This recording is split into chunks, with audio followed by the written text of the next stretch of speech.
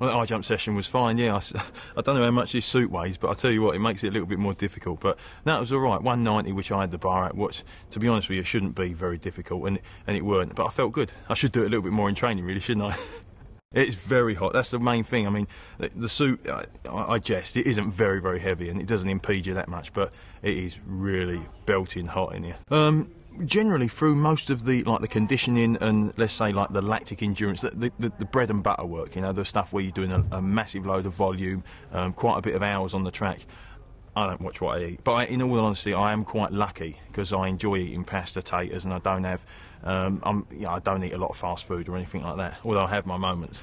But at the same token, you know, I do watch what I eat coming up to the, coming up to the competition, and I've quite a strict regime during the decathlon, because obviously there's no point going out and eating a massive great plate of pasta and spaghetti bolognese and stuff like that before the high jump, because you're going to weigh 2 stone heavy. So it's there are times when I can be really relaxed, and that's pretty much 9 months of the year. But there's probably 3 months of the year when I have to be on the ball.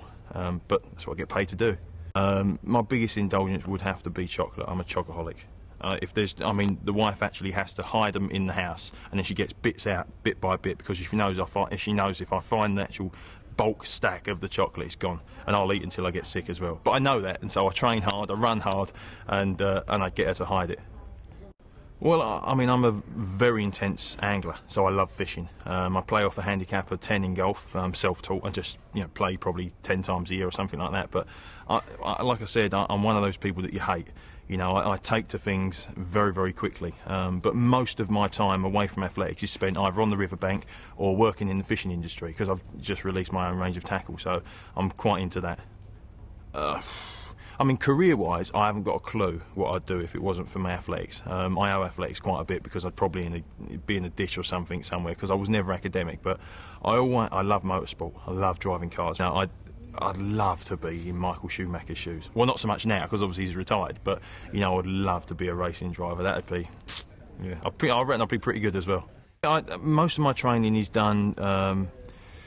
It's a mix and match. What we aim to do is basically cover all the 10 events in a week. That's the easiest way of describing it. So we'll do like the 100, the shot put, the long jump. We'll do one fast running session, one lactic endurance running session, which is geared towards the 400, and one long distance session a week. And then obviously you've got all your technical work, and that's where the hours build up, is your technical work. We aim to touch on all the 10 events in the week, albeit I don't really bother doing the high jump. I don't long jump all that often, but they are very, very natural events for me. So come the actual 3 months leading up to it, I'll touch on them probably once every other week, but that's enough. No, I've got to be honest with you, other than athletics, I love all sorts of sports, and I will play all sorts of sports and do loads and loads more when I retire. But when I've finished my training, the main thing on my mind is recovery, letting my muscles and my mind recover from day to day. So my sort of third hobby, if you like, is a combination of eating and watching telly. So I'm great for this PlayStation game, guys, because I love it. Competition can be a chore, because the decathlon is so physically, mentally and emotionally grueling. I've got to be honest, through 48 hours of competition, if someone said to me there's a bronze medal, even though I was in contention for a silver or a gold, so I probably wouldn't, but I feel like I'd turn around and say, yeah, no worries, thank you very much. But I don't ever get up any morning. I've never got up any morning and thought to myself, I don't really want to go training. And if I do, then I just have the day off, because I've always been of the opinion that regardless whether it's fishing, training, work, whatever, I will never do it unless I enjoy it. And that's probably why I'm very good at it, because I enjoy the training, I love the training, I enjoy the competition, I'm good at competition as well, and so that's probably why I've got to where I am, because I just enjoy every single day of my life at this moment in time.